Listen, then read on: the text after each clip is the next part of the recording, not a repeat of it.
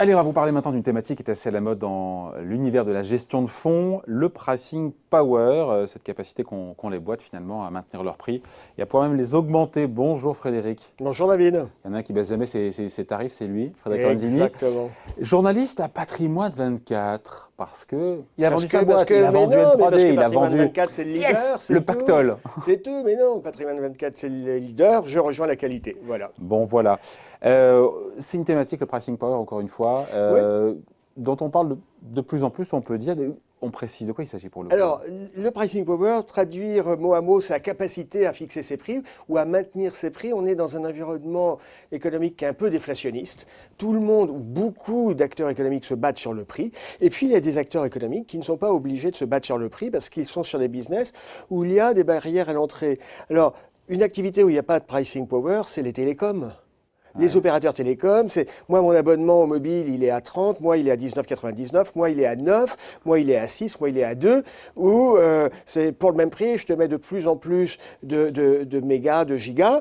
Le pricing power, c'est de dire moi, soit j'ai une techno, soit j'ai un brand name, j'ai une marque comme L'Oréal, soit j'ai un service, soit j'ai une satisfaction des consommateurs qui fait que les gens viennent acheter mon produit même s'il est un peu plus cher que celui du concurrent. Bon, et donc il y a des fonds, pour le coup, qui se sont spécialisés avec des valeurs en sur portefeuille sur ce thème du pricing power. Oui, il y a plusieurs fonds. Alors, il n'y en a pas 50, mais il y a les plus connus, c'est Amplogest Pricing Power, Delubac Pricing Power.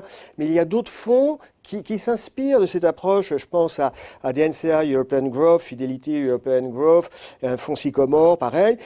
L'idée, c'est de dire, on va aller investir dans des valeurs, dans des entreprises qui ont la capacité à maintenir leur prix, parce que quand on maintient ses prix, on protège ses marges. Et donc, on va plutôt être sur des valeurs boursières qui ont un profil growth, un profil croissance. Donc, parce qu'il faut investir. J'imagine, voilà, LVMH, c'est l'archétype de la valeur qui a du pricing power, qui est en capacité finalement à monter ses prix, les gens viendront acheter. Quoi. Voilà, il y a de la qualité, il y a de la rareté, il y a un brand name, il y a une aventure. Un brand name? Oui, il y a une notoriété. Brand name. Brand name, yes. Il y a LVMH dans le luxe, mais il y a aussi Ferrari. Ferrari qui est un constructeur de voitures et qui devient de plus en plus une valeur du luxe. Donc c'est du luxe en gros, c'est le secteur du luxe. Mais il n'y a pas que ça. Il y a, dans les techs, vous avez une valeur comme ASML Technologies qui fait des semi-conducteurs.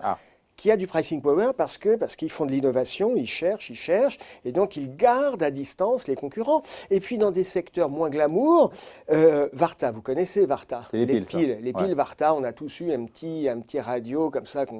Ok. Eh ben, Varta, c'est une valeur en même temps qui n'est pas sexy, mais il y a de l'innovation. C'est une entreprise qui a été plébiscitée par Apple pour ses pods. C'est une entreprise qui est en bourse, une entreprise allemande qui longtemps a valu entre 20 et 28 euros. Aujourd'hui, on est à 110 euros. C'est plus de 300% de progression du cours de bourse sur un an.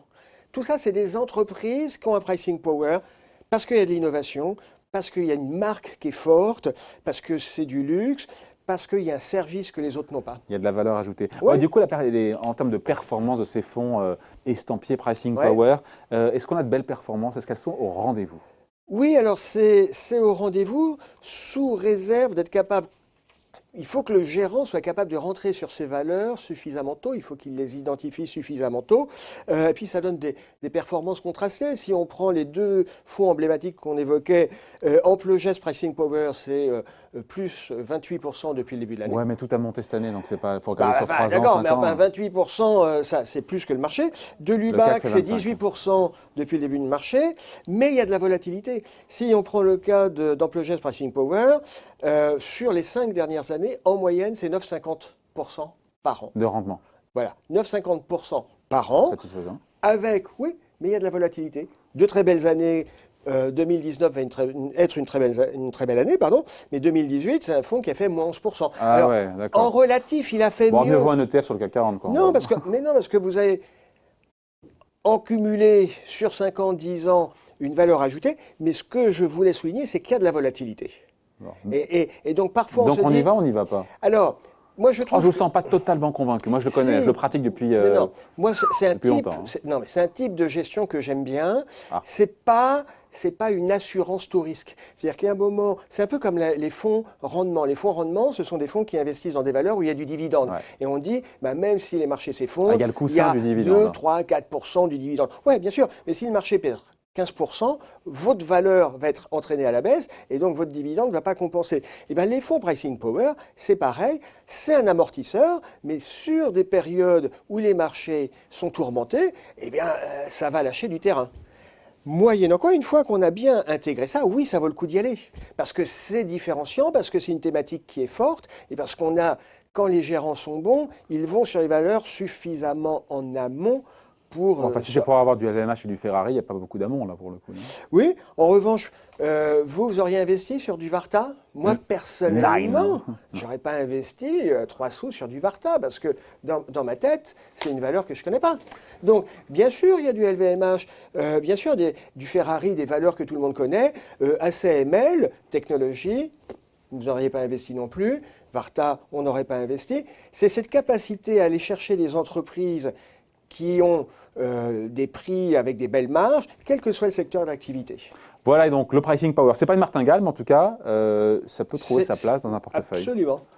À la marge, Frédéric Lanzini, qui n'est pas un marginal, journaliste à Patrimoine 24, qui avec ses 2 millions d'euros va pouvoir s'acheter une nouvelle péniche.